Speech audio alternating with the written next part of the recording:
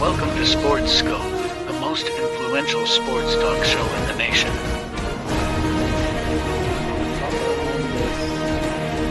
What is today, the 19th? Stay tuned for updates and great sports content. Hello, everybody. Welcome to Sports Scope. I'm your host, Robert Butler, on this first day of August. Got a great show on tonight. Listen, there was a report here out of Iowa State.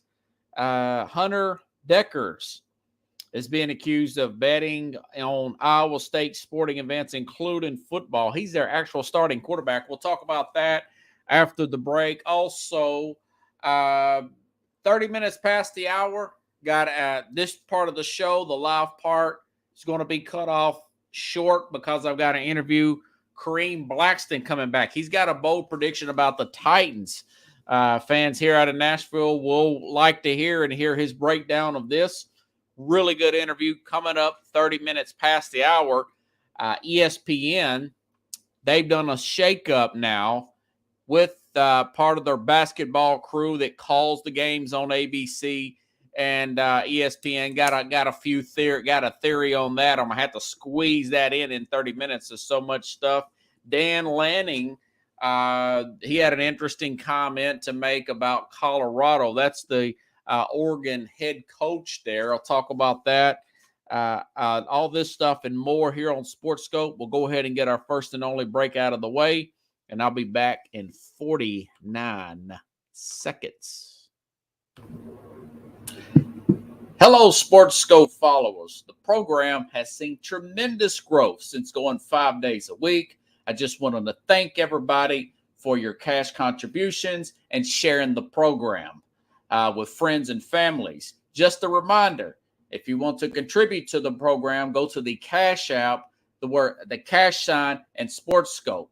There are other ways to contribute to the program listed at the bottom of the screen. If you want to advertise on the program, go to sports, that is sports with an S, another S, scope, SKOPE, at gmail.com, just like it's listed at the bottom of the screen. Thank you and enjoy the program. Alrighty then. Okay, now this story just broke this afternoon, okay? May have another in-depth opinion on this tomorrow or Thursday. There's a chance that there may not be a show tomorrow or Thursday. I've got some car repairs. I may try to squeeze it in tomorrow, may try to squeeze it in Thursday. I don't know. Just stay tuned. Either way, I'll have a good rerun in either way. But this Hunter Dekkers is listed as quarterback number 1 on the Iowa State football team, Pickles. Coached under Matt Campbell, this team program has made tremendous strides since Campbell has taken over. They've knocked out, they've beaten Iowa, they've beaten Oklahoma. He has made tremendous strides, but this starting quarterback accused of betting, and I'm reading this on 3 college football website here. Like I said, just broke here. Iowa State Hunter Dekkers has been charged by local prosecutors with tampering with records related to the Iowa Division of Criminal Investigations inquiring into improper gambling at Iowa State, according to actually the Des Moines Register. According to a complaint filed in court, Dekkers bet in 2021 against Oklahoma State when he was the backup quarterback for the Cyclones. Along with the bet, he allegedly placed 25 other bets on Iowa sporting events. Dekkers' DraftKings, there you go, Pickles, DraftKings account alleged completed upwards of 350 bets, wagers on more than $2,700.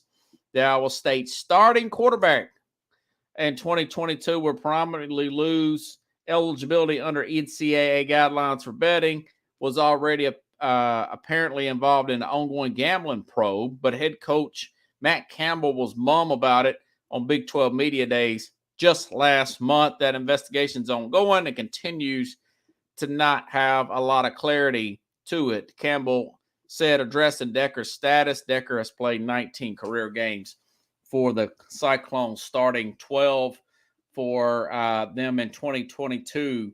The Iowa Gambling Commission previously said there wasn't evidence showing bets on Iowa or Iowa State games. The head coach, the head of Iowa Gaming Commission, said in May that there was no evidence to suggest that either Iowa and Iowa State athletes bet on there. Okay, so you just read that.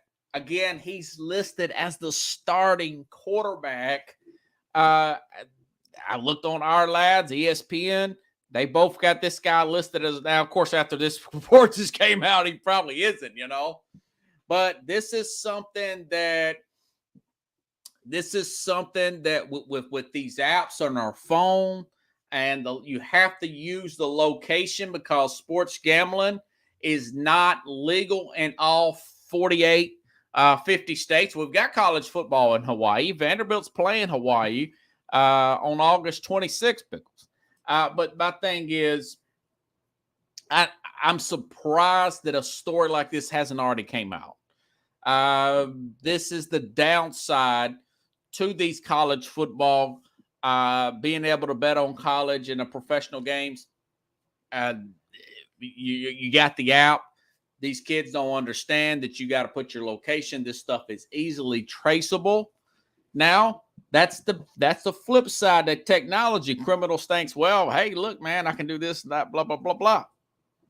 But you can get caught much more easily. I was watching a documentary on Netflix about a year ago, and it was to do with this was a movie made about it. I want to say it was either Arizona State, where a guy had a player locked in. This was back in like 91, I want to say.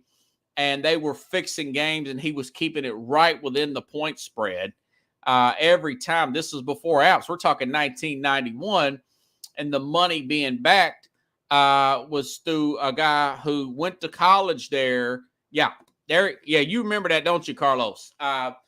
He went to college there, but he had connections to a money guy that was already, I don't know, he was one of these Wall Street types, He had basically that thing set up. So anyways, long story short, they got greedy. But this guy was getting $25,000, $30,000. But the guy placing the bets in Vegas back in 91, I think it was like a money manager or something. I forgot what you call it. But anyways, he had access to a large amount of money to bet. 7 figures, we're talking, to bet in the millions. And they just got greedy. But now that is a lot easier to trace. So I'm curious to how this story is going to, And you know what? It messed up that guard's pro career and everything. Again, this story just broke, folks. It just broke a couple hours ago. I'm sure Matt Campbell is pulling the rest of his hair out. Good coach, Matt Campbell. Good coach. I had a coach on here, former Notre Dame coach, on here a few years ago, and he says his brother-in-law works at Iowa State. He said that he is one of those quality control people to work at Ohio State under Matt Campbell. So we'll see how this thing works out. My guess is this guy's probably not going to play if he's found out. But according to that report, those are some pretty serious allegations there, if you ask me. All righty then. Staying in the college game, then I'll talk about this ESPN story. I tell you what, this trash talking in pro sports, I know that you're not supposed to as a coach, but for shows like mine, we talked about it yesterday with the Sean Payton and the what was the other guy's name? Nathaniel Hackett. The little disses back and forth. Hackett had something to say today. He took the high road. Now we know where he stands. And Hackett was basically saying, we're getting it out of the way now instead of the week of the game, which would be in week 5 when the Jets will play Denver. That's going to be awesome. I said all that to say this. I said all that to say this, that Dan Lanning got off to a slow start. This is the head coach, University of Oregon football, former defensive coordinator of Georgia, can recruit like a mother effer. Recruiting really well at Oregon. Got the crap beat out of him by his former team opening day last year, but really ended up playing really well to finish the season. Bo Nix, former Auburn quarterback, transferred to Oregon, played well. So he was asked about Colorado, who's currently in the Pac-12, going to the Big 12 next year. And this is what he said. And I thought it was funny. I thought, wow, this is going to be bulletin board material, folks. Bulletin board material for Colorado, if they're any good. Now, I'll explain here in just a minute. This is Dan Lanning, Oregon football coach, asked about Colorado going to the Big 12. Not a big reaction. I mean, I'm trying to remember what they won to affect this conference. I don't remember. Do you remember them winning anything? I don't remember them winning anything. That's it. Thanks, Coach. Appreciate it. Not a big reaction. Well, that's true. Technically, they were 1-11 last year. This year, he's taking a swipe at Deion Sanders. They've been in the news wall to wall. He's got a lot of free publicity there for Colorado. Rightfully so. He's making some big news, big things popping and little things stopping here for Deion Sanders getting some recruits there from Jackson State to go over to Colorado. These two teams will play, folks.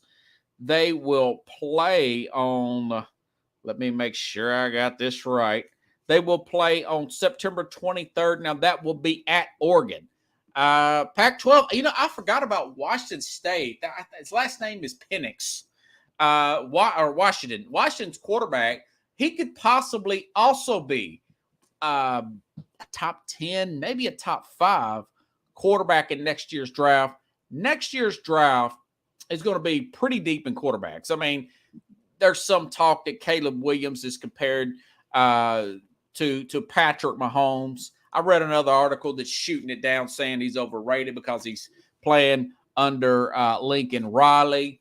This other guy, Drake May, out of North Carolina, he was offered millions of dollars in NIL to transfer to an unnamed SEC school.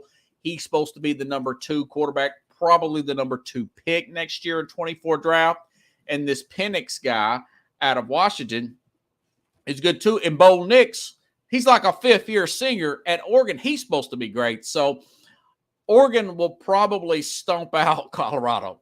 And by the way, speaking of Colorado, the odds came out today, folks, and they are 20-point underdogs at national championship runner-up TCU to open the season. And I want to say it's on like September 2nd, that Saturday. I'll say this. It's worth taking that 20 point. I'm going to think about possibly taking Colorado because I think Colorado's going to be that good. TCU's lost a lot of players, including their starting quarterback, Max Duggan. Who's to say that they, Colorado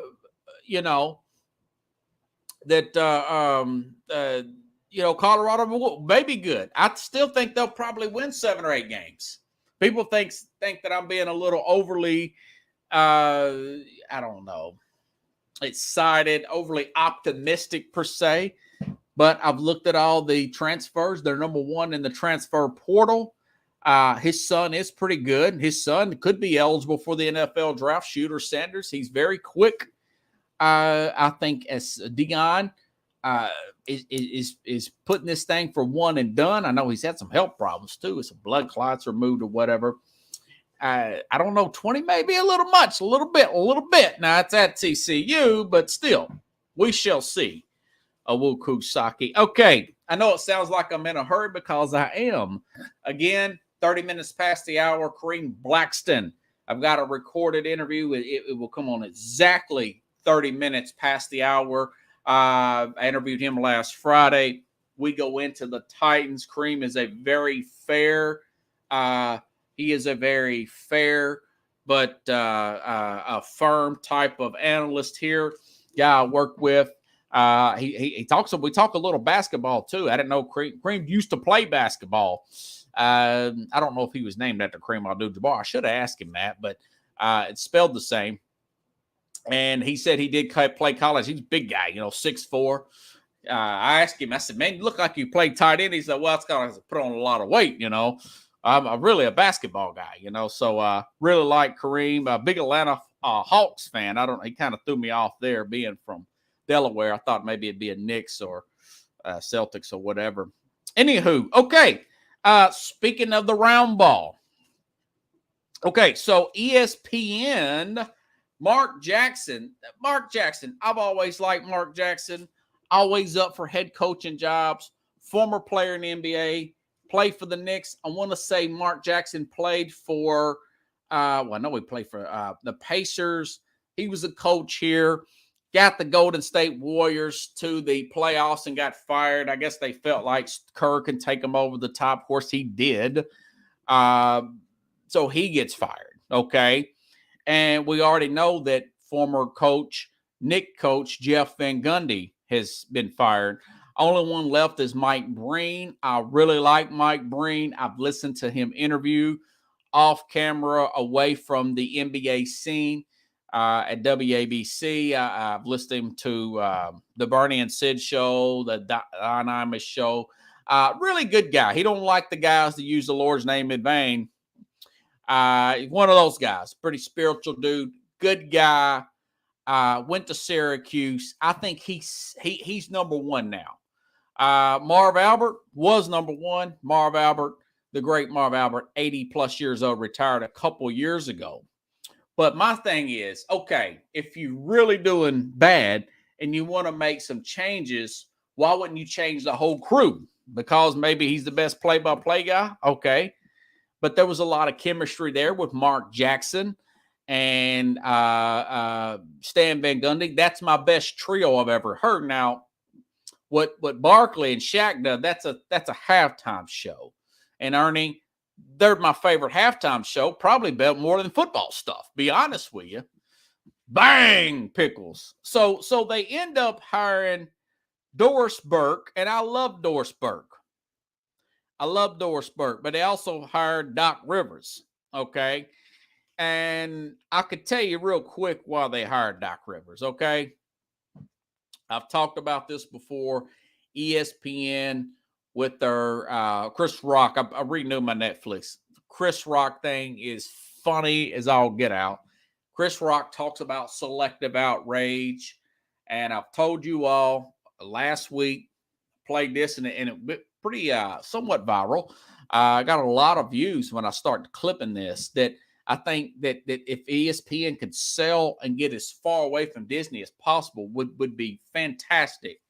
And I say that because ESPN has got really caught up in these over the last few years, political, social issues. They're wanting to push, whether you want to call it the woke agenda, like Chris Rock said, selective outrage.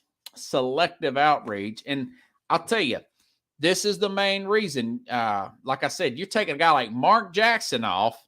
Mark Jackson, who player and a coach, and 10 plus years off, and put in a guy like and nothing really against Doc Rivers, but Doc Rivers, this is what Doc Rivers said about 3 years ago. This is what Doc Rivers said about 3 years ago when he was asked about the Jacob Blake thing. That was the year there was the cops when they had all that stuff here going on with the police and the George Floyd. Jason Whitlock calls it the St. George Floyd, the summer of George Floyd. But this is what Doc Rivers on cue here, when he was asked about the if I can get this thing to come up here, folks. Hot sale, boys t-shirts and shorts. See, crying on TV when it comes to the police, that's like a normal thing here, But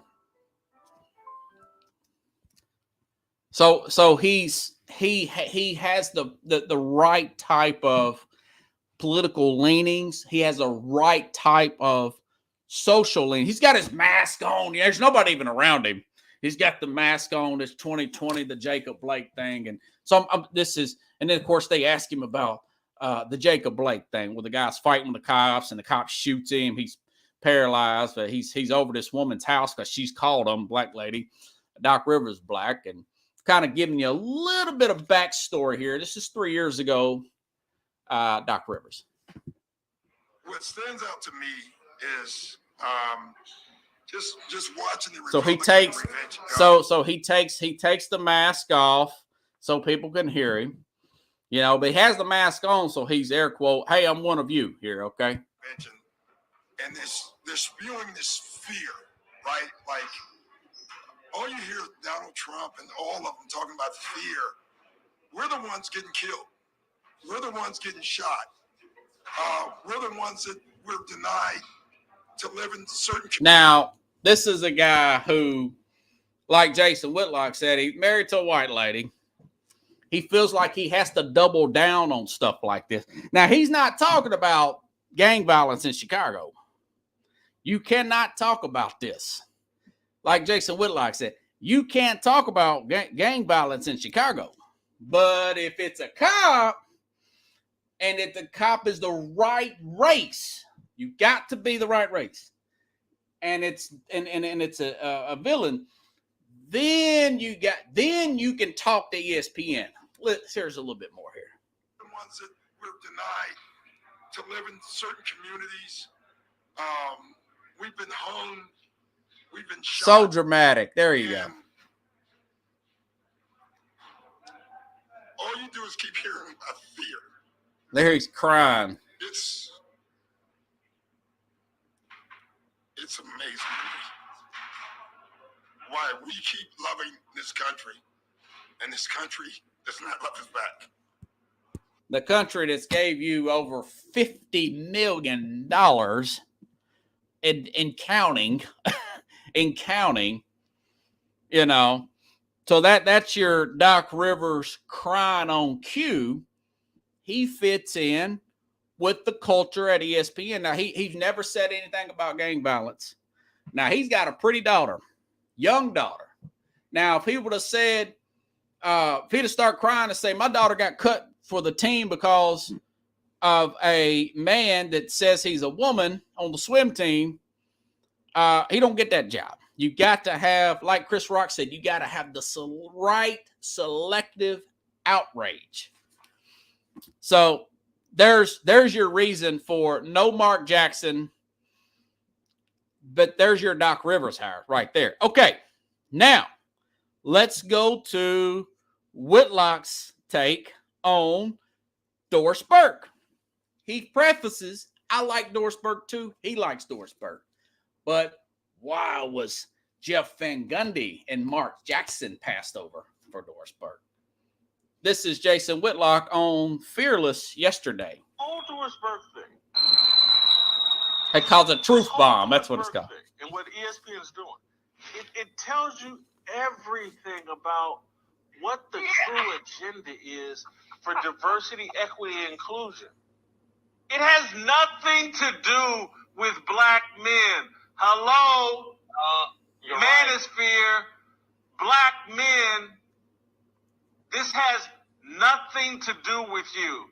Quit being a cuck, quit being a simp, and wake up. They're pleasuring white women and the LGBTQ with jobs that were meant for you. We love. Hey, again, you gotta have the right. You shouldn't have any politics in ESPN. That's the reason why they're laying people off. But you gotta have the right outrage. You gotta have the right pronouns in air quotes. Remember that, Chris Farley, to work at ESPN. That's why they're hemorrhaging. They're the Titanic. And he continues.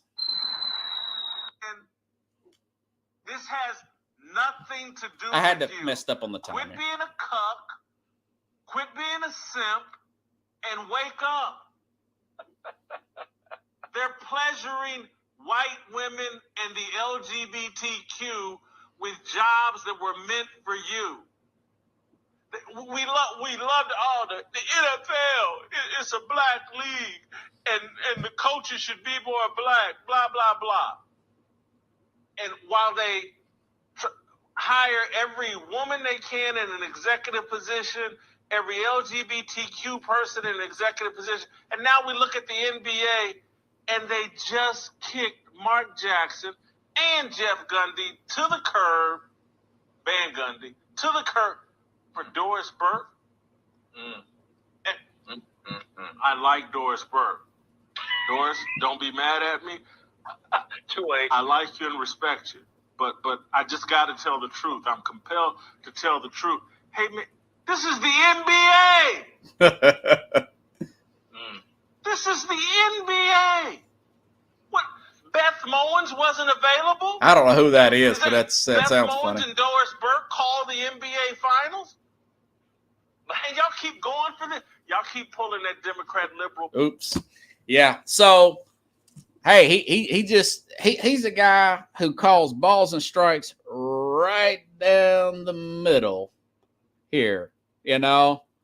And, you know, he said this, and I couldn't find the quote, but he went on Doc Rivers. He said, Doc Rivers and this young girl, she also claims to be a victim, in air quotes. Malika Andrews, 25 years old, goes right to the top of ESPN, and she claims that she is a victim. You know, let me tell you something, Pickles. He owns his own thing. I went to his event. I couldn't get to him.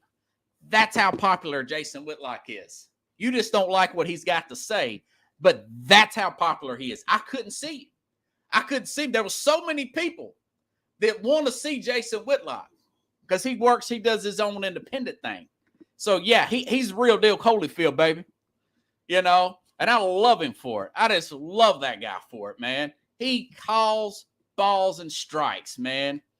You know, and I tell you what, you guys might not agree with me, but it's the truth about this ESPN thing. And by the way, on top of all that, it came out today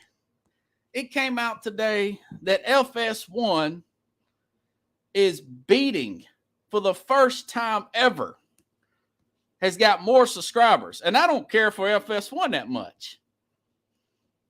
But FS1, this is from Awful Announcing. FS1 cable cards estimates surpassed ESPN for the first time. And I don't even love FS1. I don't even love FS1. But that's the facts, baby. That's the fact. Awful Announcement has no agenda. No agenda. All right? And what'd you say, Carlos? Money and being free to treat it two different things. I don't know what you're talking about there. But Corey knows what I'm talking about. Keep it real, baby. Yeah, it's stories like this that make people feel uncomfortable. But this is what separates me from the rest. You know, this is what separates me from the rest. And a lot of you just don't want to hear the truth. You can't. A lot of y'all can't. If you don't, hey, don't watch my show. If you can't handle the truth, baby, you can't handle the truth. It is what it is. But that's the real truth about them. You know, like I said, and trust me, bad karma. ESPN's put out a lot of bad karma. That's why it's came back around. What goes around comes around. All that divisiveness that ESPN's done, all that divisiveness, it's came back on them, you know. And I'll tell you guys this: mark my word, Stephen A. Smith one of these days going to leave ESPN, and he's going to tell you, you mark my word. He'll say, I don't believe half of the nonsense that was being said at ESPN. Because I know, because he's friends with Sean Hannity. He'll say that. Mark my word. I'm going to wrap it up there, folks. Great interview with Kareem Blackston coming up there. All right, there. Thanks, guys. Stick around. Got another show coming up just a second.